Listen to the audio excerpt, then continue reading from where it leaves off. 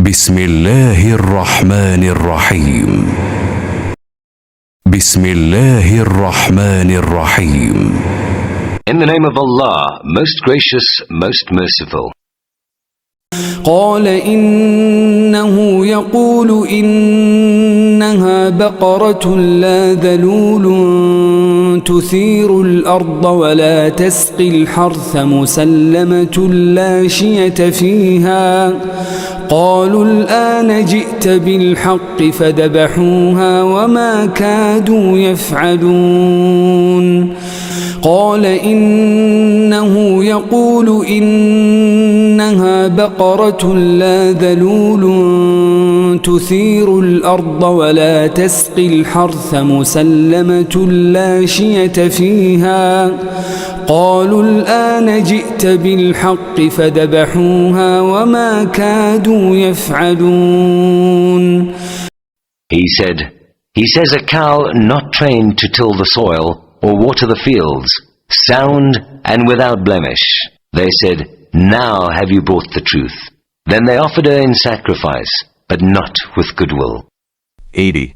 This story or parable of the heifer in 67 to 71 should be read with the parable of the dead man brought to life in 72 to 73.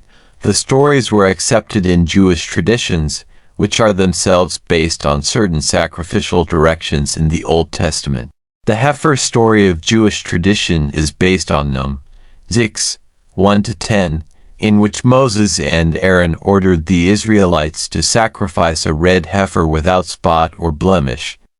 Her body was to be burnt and the ashes were to be kept for the purification of the congregation from sin.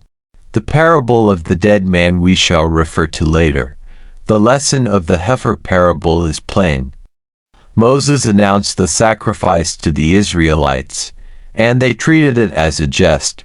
When Moses continued solemnly to ask for the sacrifice, they put him off on one pretext and another, asking a number of questions which they could have answered themselves if they had listened to Moses' directions. Their questions were carping criticisms rather than the result of a desire for information. It was a mere thin pretense that they were genuinely seeking for guidance. When at last they were driven into a corner, they made the sacrifice, but the will was wanting, which would have made the sacrifice efficacious for purification from sin.